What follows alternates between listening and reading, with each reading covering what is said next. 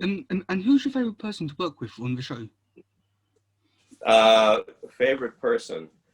You know, I mean, technically there was no one because we never worked at the same time.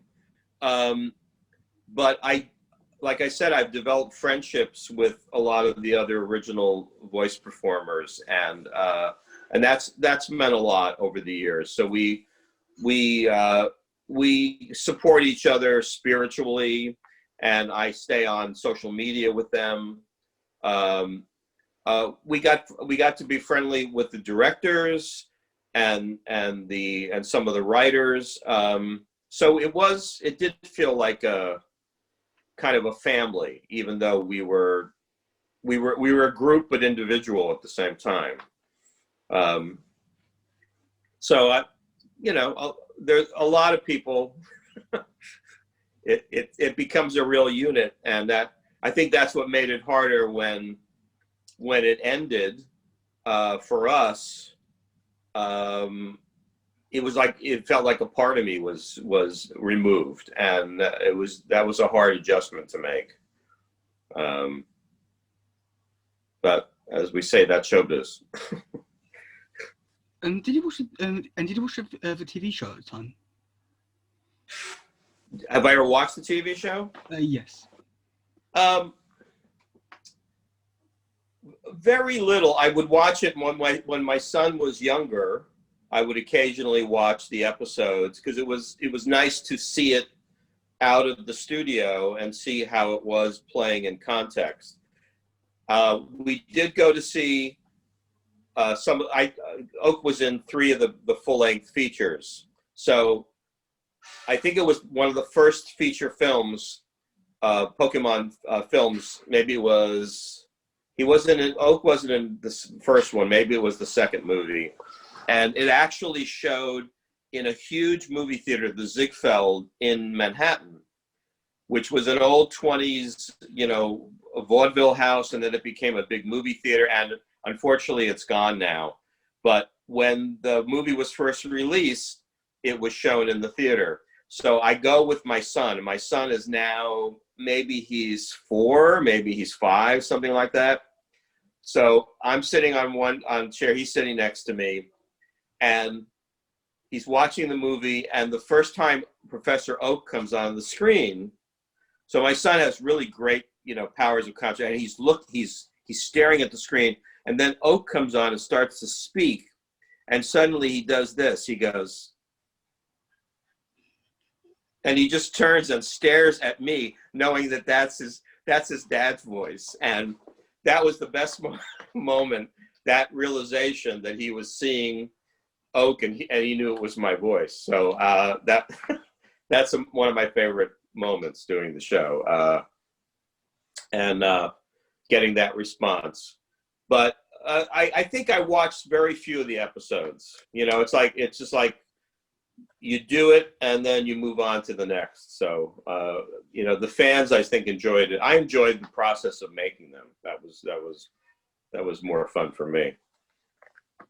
It was quite hard to do the dubbing for it. Was it hard? Yeah. It got easier and easier when we first started doing it. I think getting the timing right with the emotion took a little bit of finessing, because it's one thing just to get the lip flaps, but to also get what's happening to him on the screen.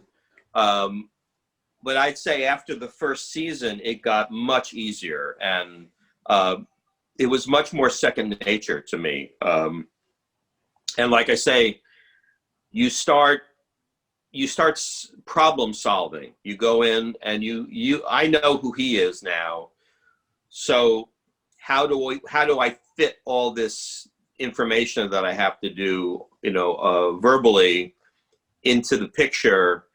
And I would say within a season or two, it was a very easy process. So these were all they were little things we had to figure out, but we all used our skills. And dubbing, I think is it's an art in itself. You know, when you do a Disney animation, which I have not done, but when you do that, they record the actors first, and then they do a lot of the animation around the voice performance that they've already gotten. And Pokemon was exactly the opposite. All the visual was already done. And so it was for us now to not only fit it, but breathe the life into the characters. So I think that was our goal. I'm going to shift this again, so maybe I can, yes, there, less glare. And look who's up in the corner. You see Pikachu up there? Yeah. And Pikachu's being very careful. Good job wearing your mask. Keep up the good work. And did you Go ahead. did you prefer to do the TV show or the movie? Oh, TV shows or the movies. Okay. I liked the movies because it was long form, because the episodes were only 30 minutes, not even, and so the scenes were all very brief. But I actually had longer scenes in the movies when I was on, and some of them he got to be a little more dramatic, you know. So I got to stretch a little bit more in the movies, and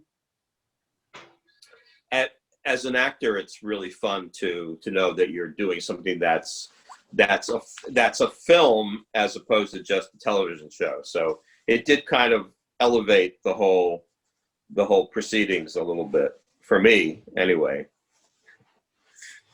And do you have a favorite Pokemon?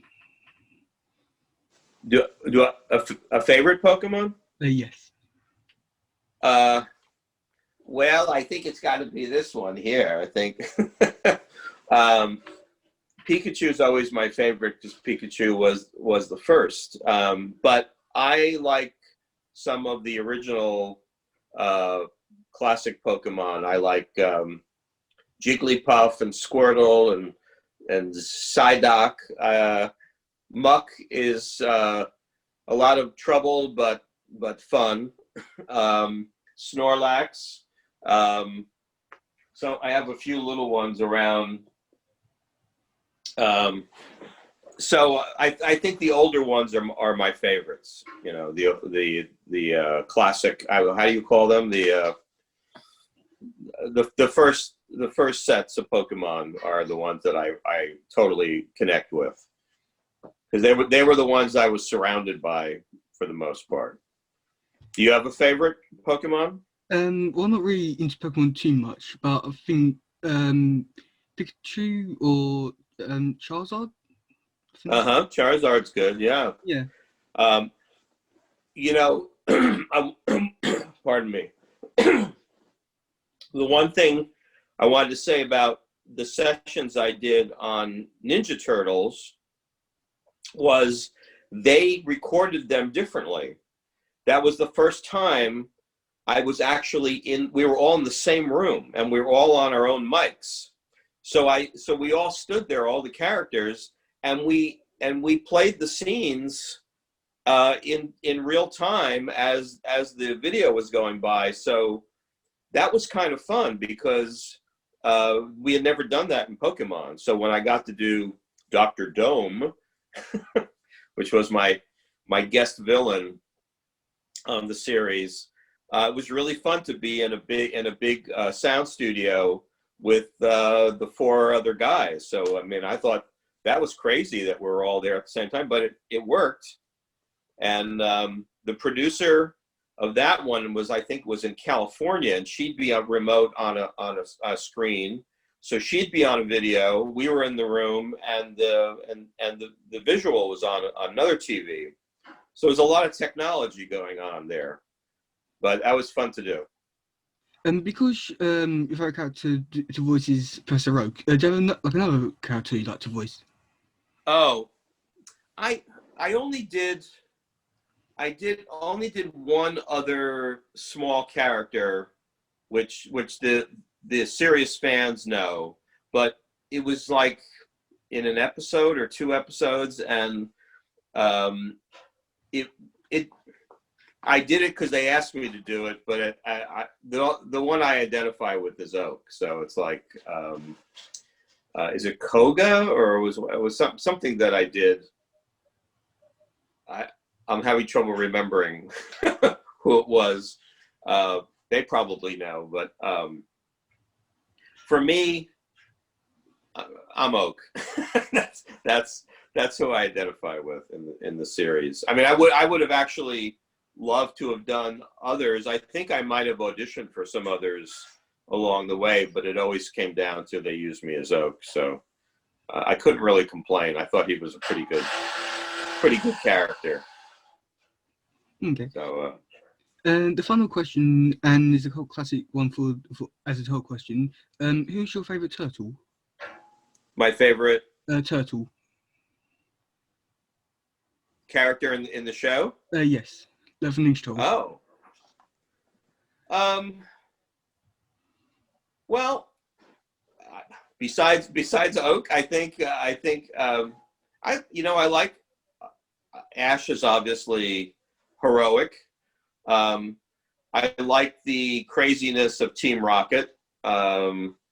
I think Jesse James and Meowth were fun to watch and silly.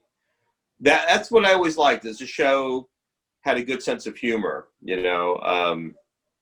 And then I love some of the original Pokemons, you know, the visuals of Psyduck and Muck and Snorlax they were hysterical. They cracked me up, and I thought, you know, anything that can also make you laugh, that's a good thing. So and